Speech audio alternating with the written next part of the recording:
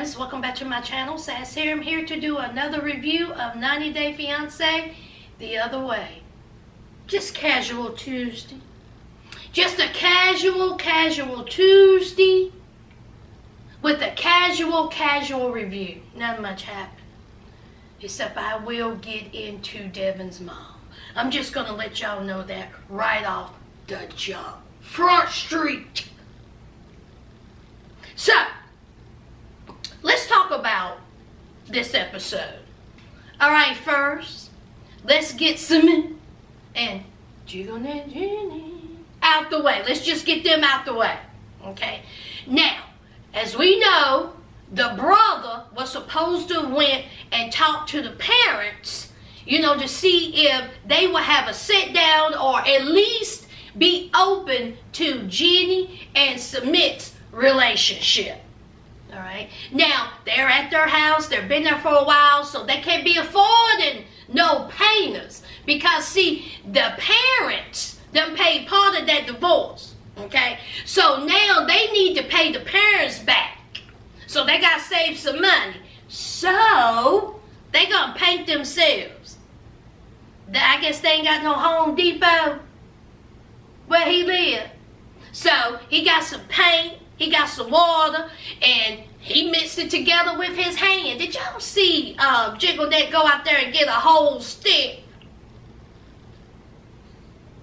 I was like, girl. So he was like, look, this stick ain't working. Let me just go ahead and let me just, use my hand and mix this paint so it can look like the ugliest. Was that supposed to be red? It looked like Pepto-Bismol. I said. So anyway, come to find out that the parents are willing to have a sit-down talk with Submit. Okay. And here's Jenny. Jenny was like, they're not going to come here all day. Is this the reason why we're painting this wall? So he was like, no, I'm going to go there and I'm going to talk to them. Okay.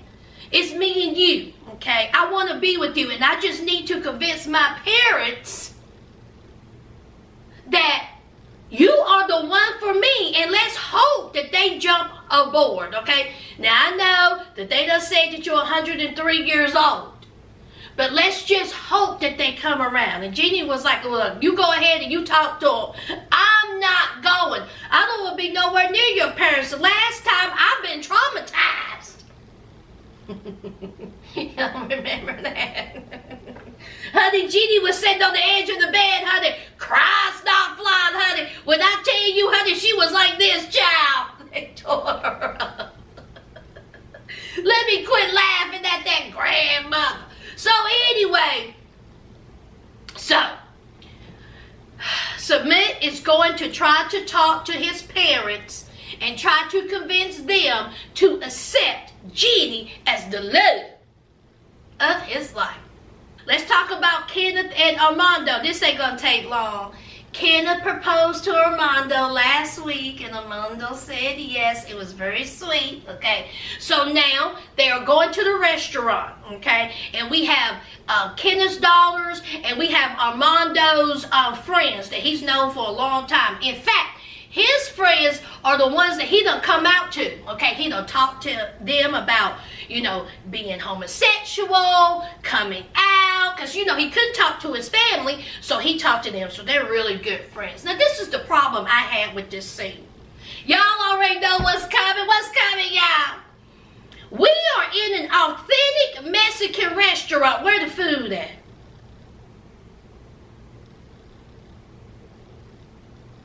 Hello? Kenneth, Armando, did y'all not eat? I wanted to see some fajitas. I wanted to see some quesadillas. Where's the chips? Where's the salsa? Where's the cheese dip? Where's the food? That's just me being selfish. I don't know. I just wanted to. Okay. Sitting there eating air. We have Armando. He is smiling. Did y'all see his smile, child? Honey, when I tell you, if the power went out, honey, his smile could have just lit up the whole thing. He was so happy. Happy. Kenneth and Armando, out of everyone on this cast, you can tell that they genuinely love each other. And I am genuinely rooting for them, okay? But Armando, as we know, he has his, reservations. His parents just now found out. Mexico is homophobic. He is afraid of any type of affection, touchy-touchy, kissy-kissy, because he don't want no one to get hurt. Okay? Now, he is going to go to his parents' house because he has to pick up Hannah, because Hannah is coming back, of course, to live with them. And he said, now, wait a minute now. I'm not going to tell them I'm engaged yet. Okay? Pump the brakes on that. You're going to need them to give them a little bit of time. I just told them that I'm gay. So, let's just, take it one step at a time. And Kenneth was like, you can take all the steps you want. I won't be there. So, Kenneth is about it, child. Kenneth wants all of the kisses. Kenneth wants all of the hugs. Kenneth wants to see the family. Kenneth wants to say, I done proposed to your son.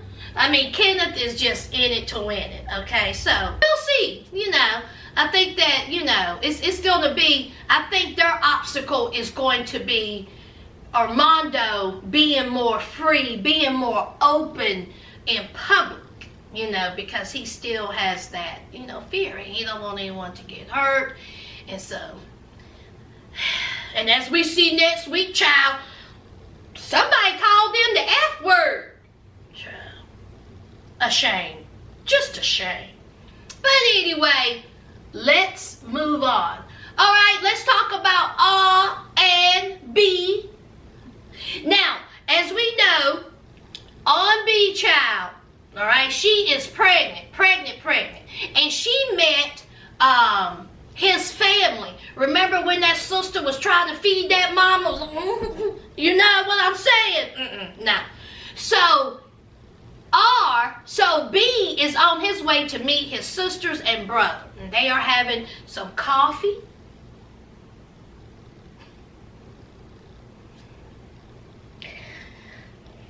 So they're on their way to have some coffee, child, and they're just talking about if R is in it to win it.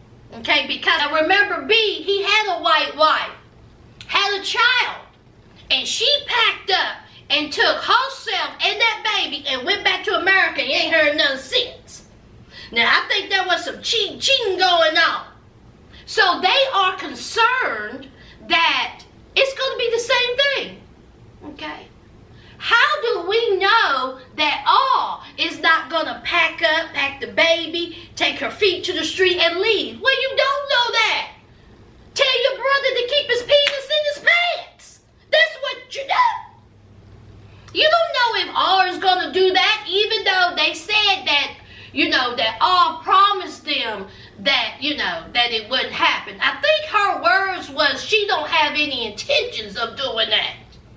I don't think she promised, did she? But anyway, so they are worried that, they're going to lose another sister-in-law. They're going to lose another niece and nephew and, and all this. And so, B is like, listen, she has assured me that she is, in it to win it. That we are here together. She ain't going nowhere, guys. And then they brought up religion. I said, here we go. Here we go. They brought up religion, okay? She's Jewish, all right?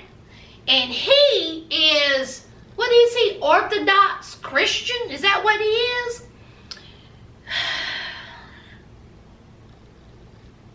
Now, they talk about how religion is very important to them. They talk about how Christianity is very important to them.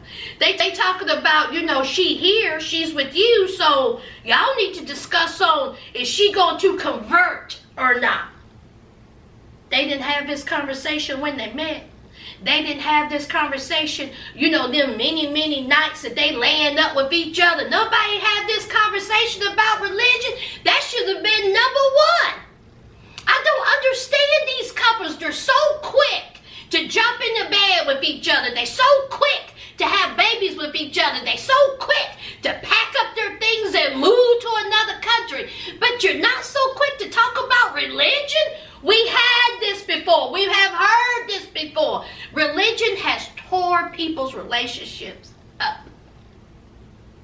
Do you think that if I was seeing a guy and he comes to me and was like, well, you know what, I'm Jewish. And in order for us to continue this relationship, you know, you're going to have to convert. Bye. I mean, it was good knowing you. Thanks for the free dinners. Thanks for making me moan. But no, bye. See how easy that was? But oh no! They get married, they get pregnant, they get to moving, and then religion come up and it's a problem. Because R said herself, okay, I'm Jewish. That's how I was born and raised, okay? My father's Jewish, my mom is Catholic, but guess what? I picked Judaism. All right? I don't believe in no hell, okay? I just think that's a terrible thing, so I don't believe in it. So, B just might as well go on. So, it is time for B to take her to church, okay? Because, you know, they want the child to be baptized. All right, I guess I should say B wants the child to be baptized because, you know, R says that, you know, Jewish, you ain't getting baptized, okay? But she is willing to see what it takes for the baby to get baptized to make B happy. So she puts on the tradition, you know, wardrobe that you put on in Ethiopia before you go up in the church. So they go up in the church and the holy man, what's his term, y'all? Is he a preacher? Let's just call him holy man. So the holy man is laying it down. The holy man said, listen, in order for that baby to get baptized, the mama have to be baptized. The mama have to take on this religion as well. Let me repeat that, friends. In order for this baby to get baptized, the mama have to be baptized. It don't matter if B is already baptized. The mama needs to be baptized. The mama needs to breastfeed the baby. The baby have to have the milk from the baptized mama. Wouldn't you think that would be in y'all's mind? Oh! So of course B is like, okay, all right. So he's like translating to R, and R is just like, what are you saying, huh? What? So he tells her, he was like, in order for the baby to be baptized, you are going to have to be baptized. She says, absolutely not. She was like, that's a no for me. I mean, no. So they go outside, and so B is like, well, we're going to have a conversation. She was like, we can talk. Okay, we can talk, but I'm just going to tell you right now, it ain't happening. See, another hurdle.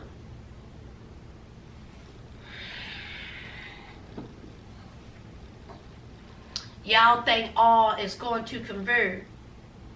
Y'all think all just going to get baptized so that baby will be baptized. I tell you, religion is tricky. You got to make sure that you're all in it.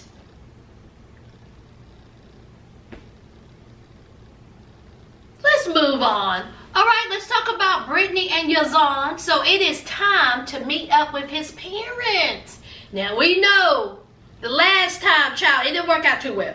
Britney done got cussed out. That mama was about to snatch her ball. Britney done got up and ran out. She cried. Honey, it was just a time. So Britney wants to make a great impression, okay? She's done got on the jahib. She's done got on the traditional wear. She looks lovely. And so, of course, Yazan said, oh, you look really, really nice. And they're on their way there. And, of course, Britney's nervous, okay? Again, the last time, honey. So she was like, I just don't want to be cussed out again. All right? I just don't want to be screamed at again, child. Please, Lord, let everything go as planned. Now, we know that the uncle has already said that he will be there and try to smooth things over, okay? He's going to try to talk to Yazan's dad and hopefully help mediate the situation. We don't want no more screaming. We don't want no more cussing. We don't want that mama standing back up. We don't want Britney beat down. That's the bottom line. Don't beat down Britney. So, they get there. Of course, Yazan's nervous, child. So they get there. Everything is lovely. Kissy, kissy. Huggy, huggy. So everything is good. They're sitting there. And honey, that uncle, he came in clutch, didn't he? Didn't he come in clutch? I was like, you better talk, Unc. You better do it. Bottom line is, the uncle says, listen, Britney is new to our country. Britney is new to our religion. Britney is trying to get to know Yazan. Britney is trying to get to know you all. She don't know you. You're going to have to give this girl a chance. Okay, let her learn us. Let her learn our traditions. Let her learn our customs. You just can't be rushing that girl to get married, because if you rush her to get married, there's a good chance that they won't stay married. Now, which one you want? And so Yazan's dad was like, listen, we ain't gonna be playing no girlfriend, boyfriend, shacking up. That's not what we do here. Okay, they need to get married. And so the uncle's like, yeah, he talking about boyfriend and girlfriend shacking up. But you need to give this girl time. You need to get this girl time to settle. You're rushing her. You're rushing Yazan. Give them a chance to know each other, for her to know this country, to know this culture, to know you. Give her a chance. All right, so then they brought up, they was like, well, when that daddy supposed to come? See, Britney already done said that the reason why she ain't marrying Yazan is because she waiting for her daddy, her family to come over to be witness to this marriage. So here it is. When the daddy's supposed to come, at the end of the month or next month, whatever. It's a month away. And so Yazan's parents was like, you know what, Unc? You make a very good point, all right? We would rather for Britney to get to know us and for us to get to know her than for us to rush her into getting married and then they get a divorce. Even that mama said, listen, we want our son to be happy and we do not want him to end up getting a divorce. When he say I do, we want it to stick.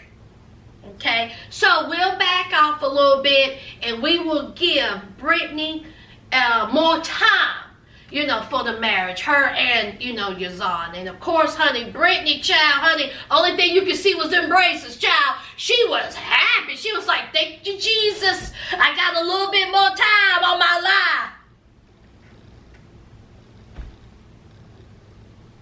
Yazan's happy, Britney's happy, everybody was happy. Honey, that Unc, honey, the Unc whisper, child, he came in real good.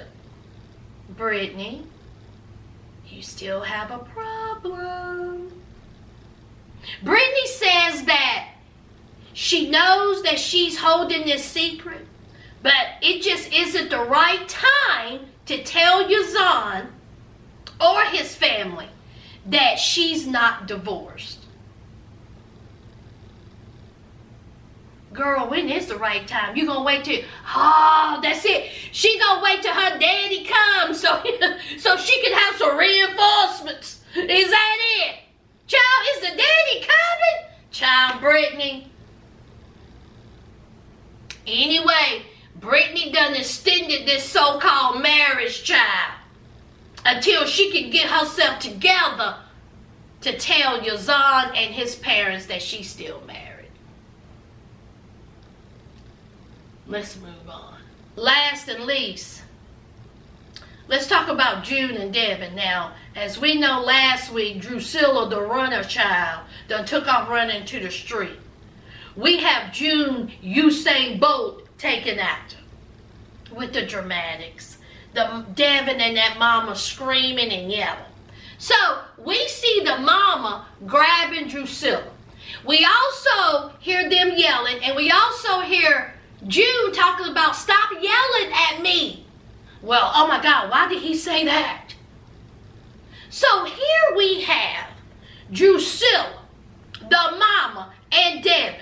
Okay, everybody stressed, everybody upset, all right? Even the producers done got involved talking about, what happened?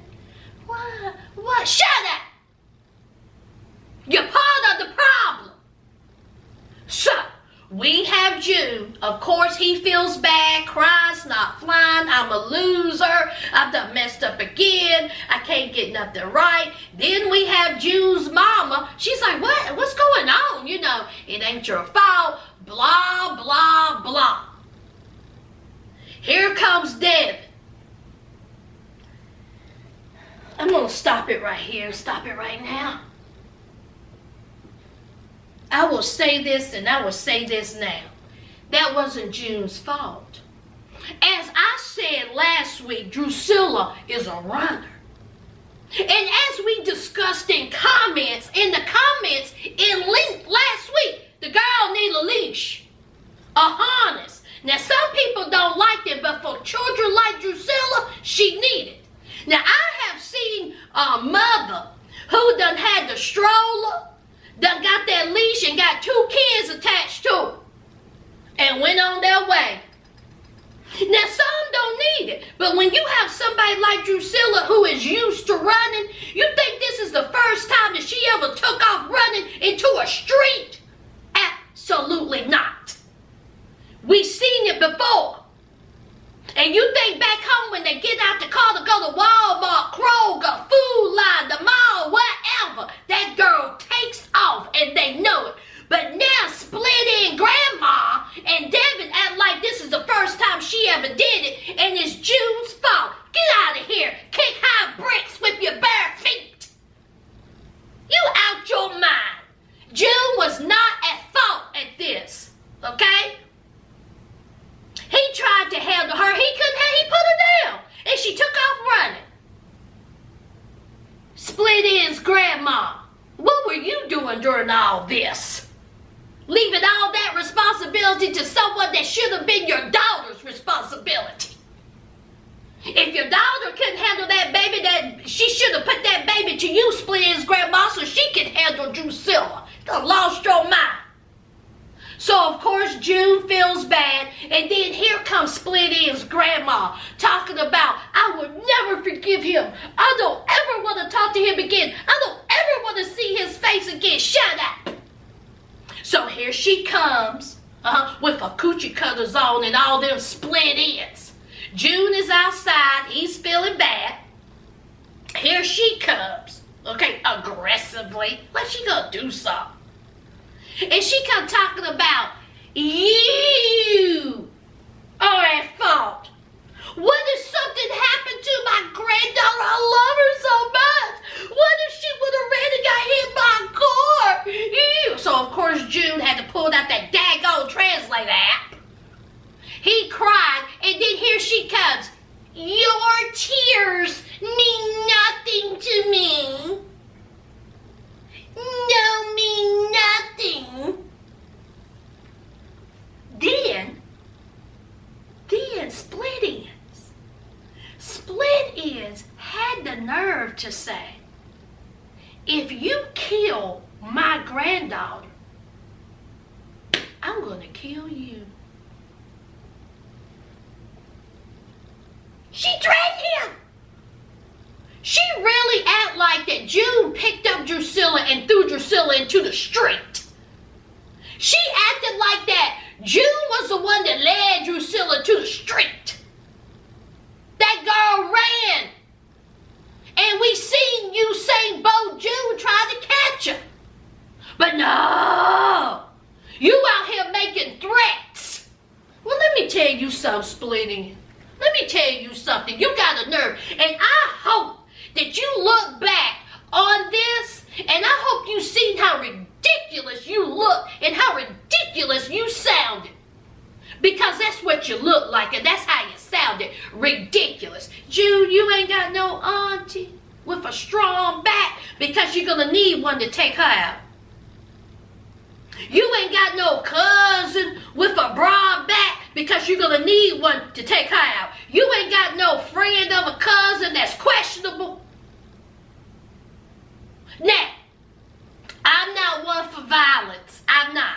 I'm not one for a man to put his hands on a woman or a woman to put her hands on a man. I am not for domestic. But let's just say that June dropped the translator app. He trips on it, and this part right here, just this part, just this part of his head, right here, this right here, when he tripped over said translator app, and this part right here just accidentally hit her right there, just right here, right here. Not really seriously hurt her, but to shut her the F up real good. That's all. Let's just say that happened.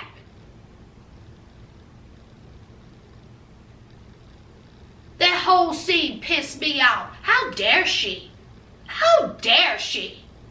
She got a nerve. It's time for split ends to go home. She look like one of them middle-aged women that be at them rock concerts showing her tits. That's Devon's mom.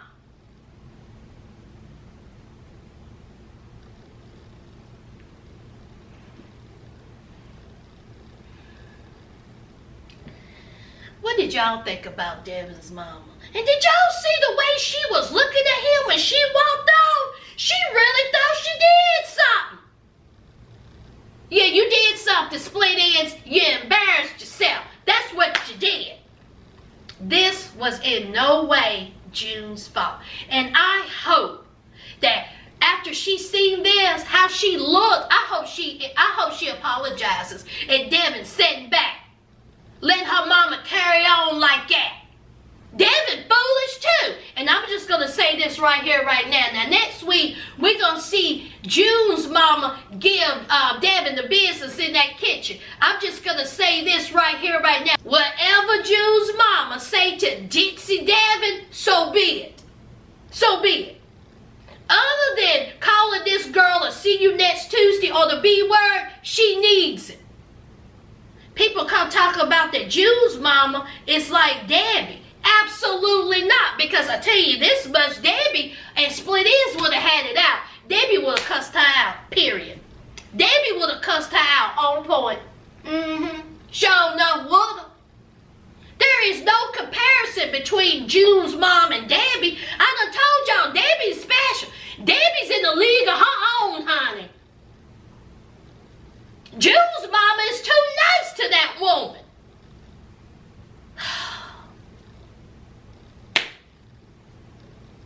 That's it, y'all. Did I miss anybody? Child, if I did, it wasn't worth talking about. What y'all think about Devon's mama? I tell you, that tipped me off. But anyway, y'all know the routine. Y'all know what to do. To my new subscribers, welcome to the family. Don't forget to hit that like, comment, and subscribe. And until next time, friends, bye.